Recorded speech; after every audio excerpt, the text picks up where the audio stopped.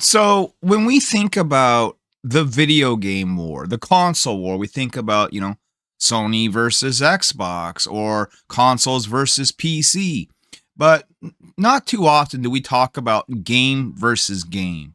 Because there is a war going on in the hero shooter genre, and that war is between two contenders. The very first, Marvel Rivals, which of course is near and dear to my heart, both being a first person shooter guy and a comic book guy. But the first love would have to go to Overwatch, which I started playing back in 2016. With Tracer and Diva, nerf this. And so these two have been going head to head for quite some time. And it looks like Marvel Rivals' new zombie mode has really picked up steam and maybe given them a slight edge over this particular war in gaming. So what's going on, everyone? I'm LP, writer and creator of the comic books Nyobi and Savage Syn. I bid you greetings and welcome from beyond the wall of ice to Canada's of your soul. And we're going to take a look here at what Game Rant is saying about Marvel Rivals' latest victory against Overwatch. Apparently now set in stone. Interesting. So while Marvel Rivals' player count was a cause for concern, and I do remember them saying that, prior to Daredevil's debut, A Man Without Fear did a good job of bringing players back to the shooter. And as the latest batch of content being so well received, should keep players hooked for a little bit longer. I don't think Daredevil was the key. I don't think anyone, honestly, that's playing the game gives a rat's ass about Daredevil. And that just could be me. I think what is, making the player climb rise is the fact that they got the zombie mode. Plain and simple. Overwatch 2, on the other hand, has been hyping up its 20th season. Damn. As a game changer with Hero 45 and other big additions just around the corner. However, Season 19 does feel like a bit of a filler season. Its big addition is the new Halloween LTM. What does LTM mean? With some earnable rewards also tied to this mode. However, when comparing both the rewards and the playable content side by side, it's hard not to say that Marvel Rivals is being a step ahead at this moment. Look, Overwatch, just like every other free-to-play game, including Rivals, is going to make you pay. They're going to pay for anything cool. It just is, right? Now, Rivals, on the other hand, they will drop you a cool few things, here and there. They'll sprinkle it in. You'll get a free skin every so often. Overwatch, not so much. I mean, it used to be great with the loot boxes, and they have brought loot boxes back. It's not still quite the same, but it's enough for me to go in. In fact, if you're watching this at the time of this recording, being October 24th, I plan on doing a Marvel Rivals Overwatch Halloween special tonight. Live! So come join me. Let's continue on. So there's our good friend Blade there. One of Marvel Rivals' most consistently impressive elements is its free unlocks, where Overwatch 2 events rarely reward new skins for free. And when they do, they come in the form of simple recolors for existing skins like Lucio's Summer Games attire. I think I just kind of went over that, so they're catching up to me. You're teaching Willie. Also, there's almost always a cosmetic to grind for in Marvel Rivals. Well, that's what happens when you get into the season pass. Most of these skins are highly sought after too. Well, I wouldn't know about that. Whether it be Ultron's Wasteland look that players have been working on getting throughout Season 4, or the standout symbiote thing look for Season 3. The Halloween freebie doesn't disappoint either, as players can get a skin for Blade that many will likely be willing to pay for. No, not at all. I looked at that skin. It looks pretty basic and simple. You want to give skins that people are willing to pay for? Make them the female characters and make them badass. Then people will pay for them. They will.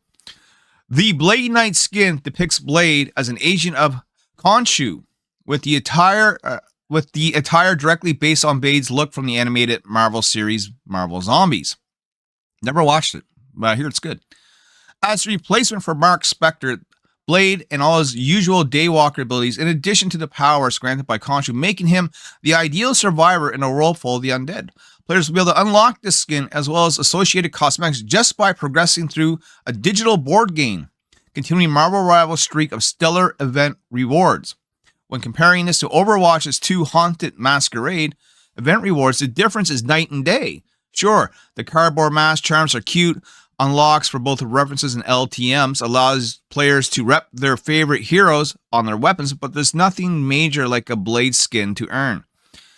Yeah, I disagree.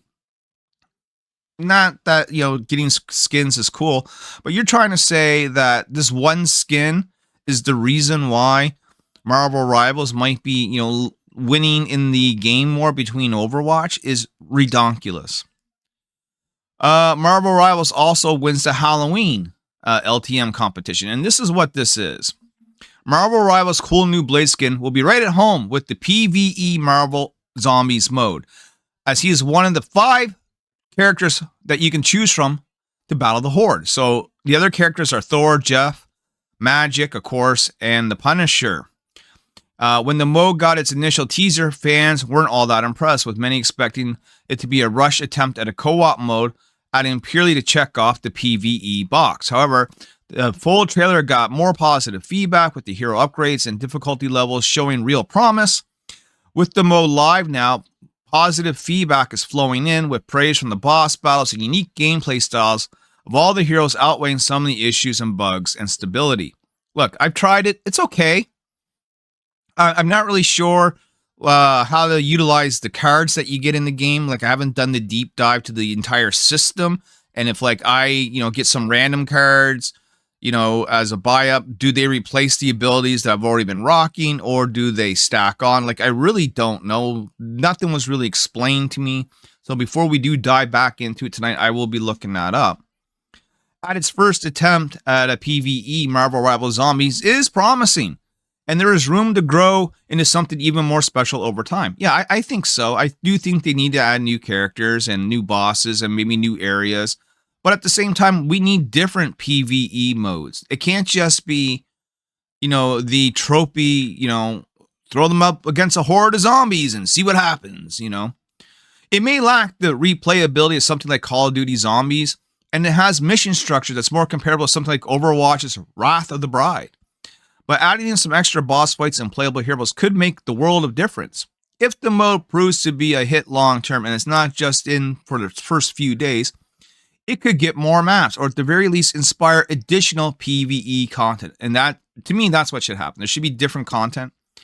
If this happens, Marvel Rivals could eventually offer a healthy number of co-op and multiplayer expectations, but what they're saying here is experiences. Even in its current form, Marvel Zombies has a fair bit of depth and some satisfying gameplay, even if players only go through the missions once or twice. And it does take a little while to go through these missions, right?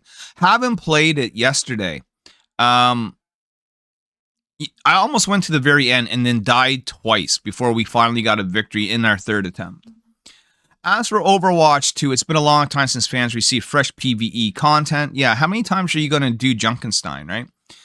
And Season 19 hasn't done anything to fill that void. Sure, players can replay Junkenstein's revenge yet again, but this tower defense-like experience is one that players have had for nearly a decade. Years, John, years. Those who only care about PvP may be perfectly satisfied with Haunted Masquerade. Never tried it yet, but that seems unlikely. The mode has been met with a largely negative response due to overpowered synergies, levers, and technical problems. Well, that's not good. Not only is the refreshing Marvel Zombies mode the victor when compared to the aging Junkenstein Revenge, but it's also outclasses Overwatch's 2 new PvP focus LTM. When combined with the free Blade Knight skin, it is clear as day that Marvel Rivals is the better hero shooter to play this Halloween. Maybe. Overwatch still does things a little bit better. I think the controls in Overwatch are still slightly better. I think having a larger hero base is cool. I think Overwatch really did set the standard for everything that Marvel Rivals has become or will become. Now, don't get me wrong. Don't get it twisted. I kind of like Rivals better than Overwatch. But having played both, and Overwatch being sort of the granddaddy of them, I can tell you that fundamentally, I still think Overwatch overall is a better, well-polished game. But they do need to spice it up somehow. And I don't know what answers Overwatch needs. I know they've been throwing a lot of spaghetti to the wall. I know they're trying to see what sticks, okay? And same thing with Marvel Rivals. They're trying to do the same thing too. You know, they're trying to see what sticks. I would like to see more characters. Of course, more, right? We can never have enough, because by the time something comes out, you play a map a few times, you try out a character for a week, guess what? You're already bored with it. You want that next. And that's the problem, is that they can't keep continuing to give you that next, because the next takes time to make and it costs money to develop, right? And then these games just end up aging out over time. You know, a typical game's lifespan to me is about 2 or 3 years. And then they sort of move on to the next thing. You know, if you look at Call of Duty, they're replacing Call of Duty every year, right? If you look at sports games, every year there's a new NHL or WWE or whatever the case may be. It just is. But these games here that are supposed to be like evergreen games, meaning that they're supposed to be good for years and years and years with constant improvements, kind of like an MMO. I don't know if that's going to keep working, because we always want that next shiny toy, right? Like right now, I'm playing Final Fantasy Tactics, and I'm going through Rivals just because I want to finish the season pass. Once I complete that, I might put this away for a bit until the next big event, because I do kind of get bored of just doing the same thing over and over and over again. I don't know about you guys, but let me know how you feel about Overwatch and Rivals. Which one's the better game? Do you play both? Have you chosen one over the other? Do you not care at all? I expect to hear some of that too. And by the way, I'm going to be dropping some member-only videos soon, so go ahead and member up. $3 to $5 American.